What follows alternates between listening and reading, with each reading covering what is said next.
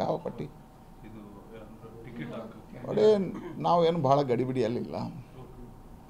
ನಮ್ಮ ಪಾರ್ಟಿ ಸಂಪೂರ್ತಿ ಯಾತ್ರೆ ಮಾಡಿಕೊಂಡು ವರದಿಗಳನ್ನು ತಗೊಂಡು ಎಲ್ಲ ವಾತಾವರಣಗಳನ್ನ ಅಧ್ಯಯನ ಮಾಡಿಕೊಂಡು ಸರ್ವೆ ಮಾಡಿಕೊಂಡು ಮುಂದಿನ ದಿನಗಳಲ್ಲಿ ನಾವು ಚುನಾವಣೆ ಮುಂದಿನ ದಿನಗಳಲ್ಲಿ ನಾವು ಅಭ್ಯರ್ಥಿ ಆಯ್ಕೆಯನ್ನು ಮಾಡ್ತೀವಿ. ಅದು ಭಾಳ ಪ್ರೋಸೆಸ್ ಇದೆ, ಆ ಪ್ರೋಸೆಸ್ ಮಾಡ್ಕೊಂಡು ಮಾಡ್ತೀವಿ. ಇರುವ ಹಾಲಿ ಟಿಕೆಟ್ MLAಗಳಿಗೆ ಕೆಲವರಿಗೆ ಟಿಕೆಟ್ ಅಪೋಹಗಳು ನಾವೀಗ ಚರ್ಚೆಗೆ ಏನು ಕೂತಿಲ್ಲ, ಎಲ್ಲವೂ ಸರ್ವೆ ಆಧಾರದಲ್ಲಿ ಆಗುತ್ತೆ. ಚರ್ಚೆಗಳು ಬರಲಿ.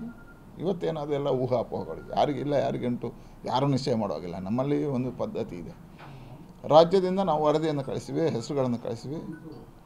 ನಮ್ಮ ಪಾರ್ಲಿಮೆಂಟ್ರಿ ಬೋರ್ಡ್ ಕೂತು ನಿಶ್ಚಯವನ್ನು ಮಾಡ್ತೇವೆ. ಯಾರಿಗೋ ಒಬ್ಬನಿಗೆ ವ್ಯಕ್ತಿಗೆ ಹಕ್ಕಿಲ್ಲ, ಇಂಥದ್ದನ್ನು ಕೊಡ್ತೇನೆ ಕೊಡೋದಿಲ್ಲ ಅಂತ ಹೇಳಲಿಕ್ಕೆ. ನನಗೂ ಹಕ್ಕಿಲ್ಲ. ನಾವು ಹೆಸರುಗಳನ್ನು ಕಳಿಸ್ಕೊಡ್ತೀವಿ. ಇಲ್ಲಿ ಕೋರ್ ಕಮಿಟಿ ಕೂತು ಎಲ್ಲ ಹೆಸರುಗಳನ್ನು ಕಳಿಸ್ತೀವಿ. ಹಾಗೆ ಯಾರಿಗೂ ಇಲ್ಲ ಅಂತ ಹೇಳುವಂಥದ್ದೆಲ್ಲ ಊಹಾಪೋಹಗಳು. ಯಾವಾಗ ಪಟ್ಟಿ ಬಿಡುಗಡೆ ಮಾಡ್ತಾರಾ? ಯಾವ ಪಟ್ಟಿ? ಫ್ರೀಡಮ್ ಆಪ್ ಅಲ್ಲಿ ಕಲಿತು ಕ್ಯಾಂಡಲ್ ತಯಾರಿ ಮಾಡ್ತಿದ್ದೀರಾ? ಹಾಗಾದ್ರೆ ನಿಮ್ಮ ಕ್ಯಾಂಡಲ್ಗಳನ್ನ 1 ಕೋಟಿಗೂ ಹೆಚ್ಚು ಫ್ರೀಡಮ್ ಆಪ್ ಬಳಕೆದಾರರಿಗೆ ಯಾವುದೇ ಖರ್ಚಿಲ್ಲದೆ ಮಾರಾಟ ಮಾಡಿ. ಅದೇ ನಾವೇನು ಭಾಳ ಗಡಿಬಿಡಿಯಲ್ಲಿಲ್ಲ.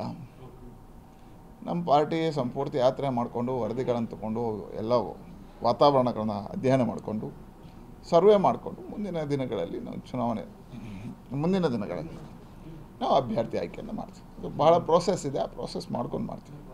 ಇರುವ ಹಾಲಿ ಟಿಕೆಟ್ MLAಗಳಿಗೆ ಕೆಲವರಿಗೆ ಟಿಕೆಟ್ ಅಪೋಹಗಳು ನಾವೀಗ ಚರ್ಚೆಗೆ ಏನು ಕೂತಿಲ್ಲ, ಎಲ್ಲವೂ ಸರ್ವೆ ಆಧಾರದಲ್ಲಿ ಆಗುತ್ತೆ. ಚರ್ಚೆಗಳು ಬರಲಿ.